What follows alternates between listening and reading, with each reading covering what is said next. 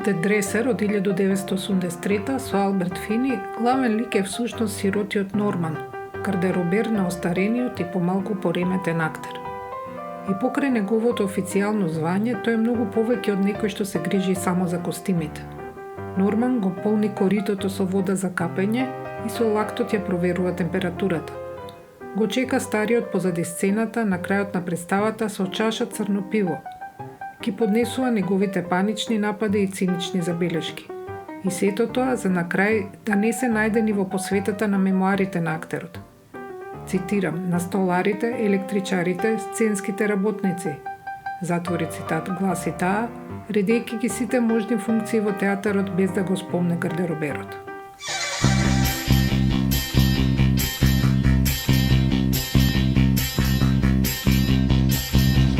Во оваа епизода од подкастот Обични луѓе ќе го запознаеме Љупчо Атанасовски. Неговата работа е малку поедноставна од онаа на Норман, но не е воопшто лесна. На сајтот на Театар Комедија неговото и имињата на другите гардеробери ретко се среќаваат. Предност има сценографите, костимографите, тонмајсторите, светлото. Токму затоа оваа епизода му ја посветуваме нему и на неговата професија. Од страна на театарот ќе видиш има мурал со очи. Тука има една врата, ја викаме панична. По ходникот право, па десно, па прва десно. Тука е пералната. Ми објасни Дарко, директорот на Театар Комедија. Кога се отвора вратата, заплиснува мирис на омекнувач и тази испеглани јалишта. 2 машини за перење, даска за пеглање, куп чевли по рафтовите и тази средени облеки на закачалките. Тоа е една од локациите каде што може да се најде Љупчо, кога не е некаде за сцена за време на представа за брза промена на костимите или по гримиорните на актерите. Па, сега конкретно гардеробер е како професија може да ја дефинирам човек што е поврзан со актерите пред се. Се средуваат, например, костимите на актерите, се пеглаат, се перат, од представа за представа се пази дали има нешто подоштетено, да се прикрапи, да се закрапи и така натаму.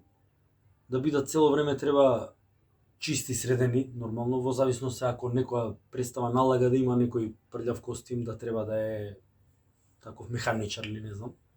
Само во тој случај се остава, иначе во принцип треба да е се средено. И динамиката на работа се одвива со тоа што актерите имаат промени на самата представа. Они, например, им се случува во представа да има актер повеќе од 7-8 ликови различни. Во тој случај тој треба да е различно облечен, а затоа му е потребна помош од страна на гардероберот во случајов. И во зависност од која страна, например, ќе излегува, има една страна од кај суфлерот, друга страна од кај инспициент.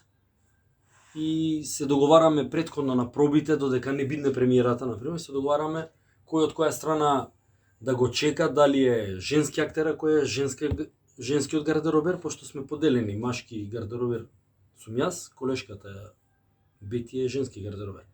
И во тој случај ние усвари му помагаме на актерот во пресоблекување, во облекување, во брза промена ние. Викаме за да може тој да е во публикава тоа неприметно, дека нема време он поише од реално 3-40 секунди да не е на сцената.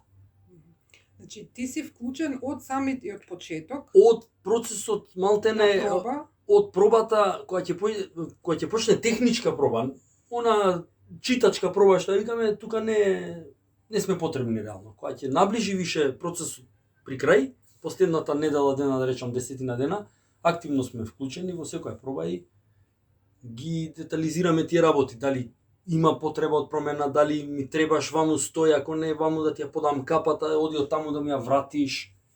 Дали ти во главата ги чуваш тие работи или имаш некој начин да си водиш белешки? Па си водам белешки, у принцип, зависи од процесот, ако е покомплициран и пообемна представа некоја, знам да запишам. А генерално со текот на времето, со искуството, веќе се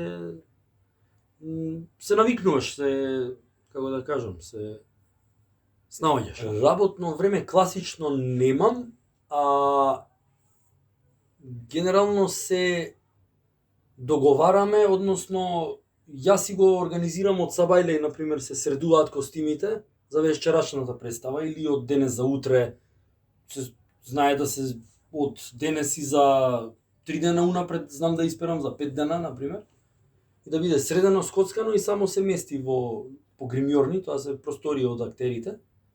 Се местат потребните костими што му е за почетен костим го викаме, за да почне представата и после се движат работите нормално како во побарување.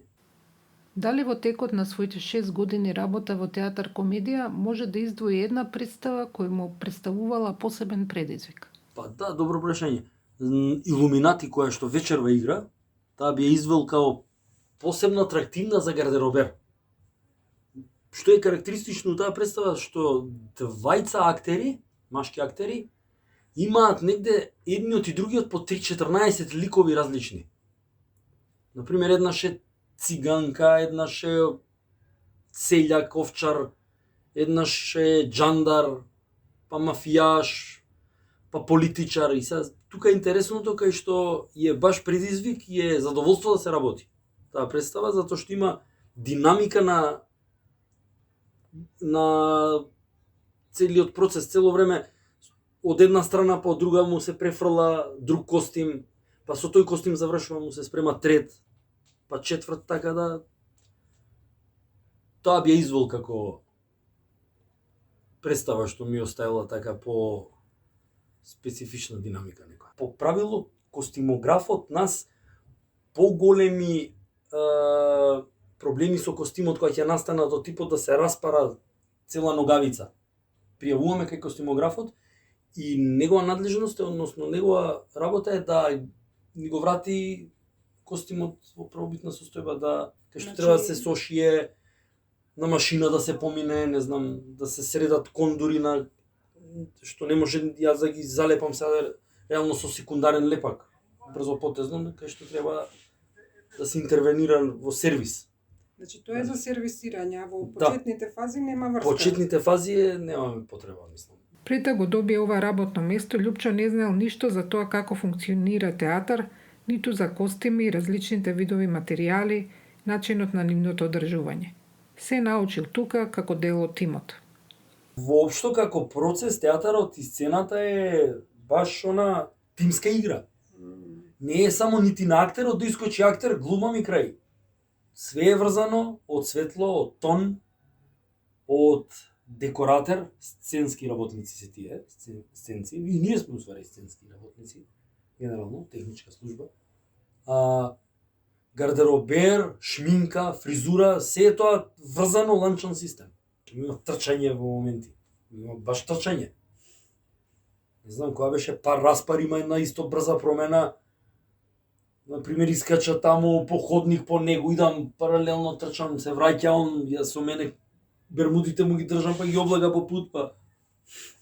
Значи, мораш во секој момент да се концентриран, ти слушаш што се случува... Интерфонија. Интерфон, така? Да.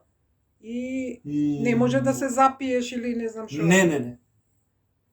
Има лефтерни представи од типот на промени околу костими, али пак треба да си, да кажам, сконцентриран додека не заврши представата, не се опуштиш, затоа што они искачаат, една реплика има, например, па искачаат една екипа, други двајца влагаат, повеќе после пола сат ке влезат што излегле првиве.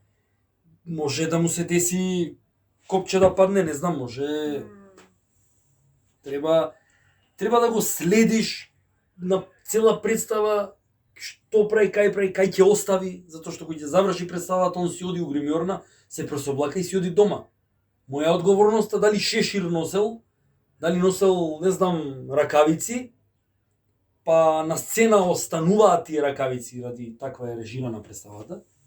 Сега, ако не го запазам тој момент, тој кај ги остава, што ги остава, ќе дојдам после на собирање, ќе ги утепаш од барање, не можеш да ги најдеш. А тука и, да речам, и стресен моментот, дел и стрес има, затоа што е жива материја, директно е сега, на сцена, нема назад.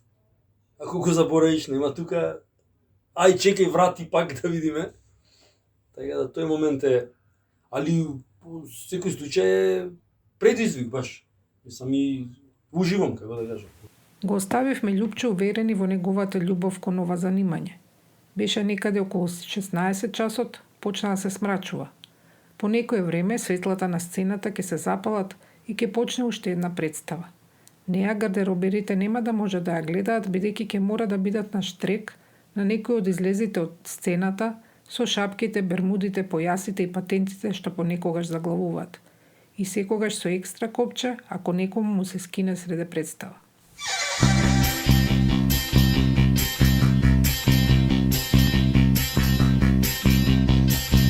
Јас сум Илина Јакимовска. Ова беше 41-та епизода од подкастот Обични луѓе. Аудиомонтажа Бојан Угриновски. Транскрипција Ана Шталковска-Гајтановска. За фотографии и целосен транскрипт посетете ја нашата страница обичнилуѓе.мк и појдете на некој од представите на театар комедија.